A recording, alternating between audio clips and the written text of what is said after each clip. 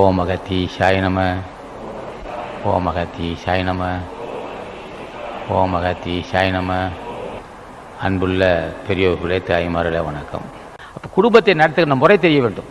குழம்பு சட்டியை திறந்து பார், அவள் யோகியத்தை தெரிஞ்சுக்கலாம். ரசத்தை திறந்து பார், யோகியை தெரிஞ்சுக்கலாம். 6 மணிக்கு இந்த குழம்பு மோந்து பார், ஊசி போச்சா தூக்கிடுறாங்க. அப்போ 12 மணிக்கு மேலே சினிமா 12 மணி வரலும் 1 மணி டிவி பார்க்குற பெண்களாக என்ன செய்ய முடியும்? வாழ்க்கையில் முடியாது.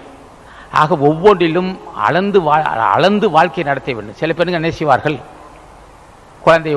முதல் குழந்தை இருக்கும், அந்த குழந்தை சிறிது சாப்பிட்டால் போதும், குழந்தையை காப்பாற்ற நினைச்சு பாவத்தின் சின்ன சொல்கிறேன் கேட்டுங்க. புண்ணியத்தின் சின்ன என்ன செய்யும்? அளந்து உணவு கொடுக்கும், எளிதில் ஜீரணமாகக்கூடிய உணவாக பார்த்து கொடுக்கும், பால்னா தண்ணீர் கலந்து கொடுக்கும், பசித்த பின் உணவு தரும் புண்ணியம்.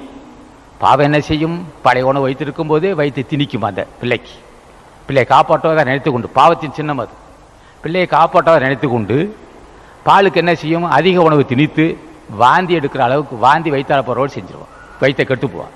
இப்போ தாயே பிள்ளைக்கு பகை, இது பாவத்தின் சின்னம் அது. விஷயம் இந்த புண்ணியம் செய்கிற பெண் என்ன செய்வாள்? பசித்த பிள்ளைக்கு அந்த அளவுக்கு தெரியும், அவளுக்கு உணர்த்தப்படும் கடவுள் ஆச்சினாலே உணர்த்தப்பட்டு அளவாக உணவு கொடுத்து பிள்ளையை ஆரோக்கியமாக வைத்துக்குவாள். இல்லைன்னா அடிக்கடி வைத்திய செலவு செய்து பிள்ளையும் கெடுத்துக்குவாள். இது பாவத்தின் சின்னம்னா. பாவத்தில் பிறந்தது அந்த குழந்தை. இல்லைன்னா மூஞ்சி திருப்பும், வேணான்னு சொல்லும். ஆனால் திணிச்சு வச்சு அந்த குழந்தையை கெடுத்து விடுவாங்க. இப்படியெல்லாம் பாவத்தின் சின்னம் இருக்கும். 1 மணியும் டிவி பார்க்கும், பழைய உணவு குழந்தைக்கு இருக்கும்போது உணவை திணிக்கும். பிறகு மருத்துவரோடு சென்று 10-20 செலவு வைக்கும், 150 செலவு. இயற்கை சில பேர் நோய் வரலாம். ஆக உணவு குழந்தைகள் கொடுக்கும்போது இவ்வளவுதான் கொடுக்க வேண்டும் நினைக்கின்ற நினைப்பு புண்ணியம். 4 பேருக்கு இவ்வளவுதான் ரசம் வைக்க வேண்டும் நினைப்பது புண்ணியம்.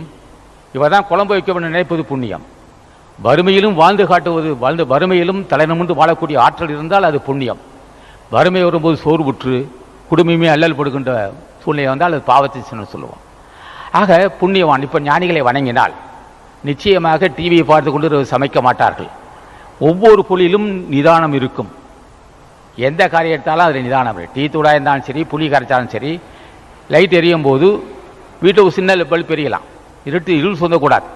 வெளியில் இருக்க மட்டும் டியூப் லைட் இருக்கும். உள்ளே சமையல் கட்ட மற்ற பகுதிகளெல்லாம் சின்ன பல்ப் எரிஞ்சால் போதும். ஆக இப்படியெல்லாம் ஒவ்வொன்றிலும் கணக்கு பார்த்து ஆராய்ந்து பார்த்து செய்கின்ற அறிவு இருந்தால் அங்கே புண்ணியம் இருக்கு.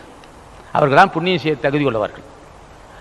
இப்படி ஒவ்வொன்றும் இதெல்லாம் தலைவனை கேட்க வேண்டும்.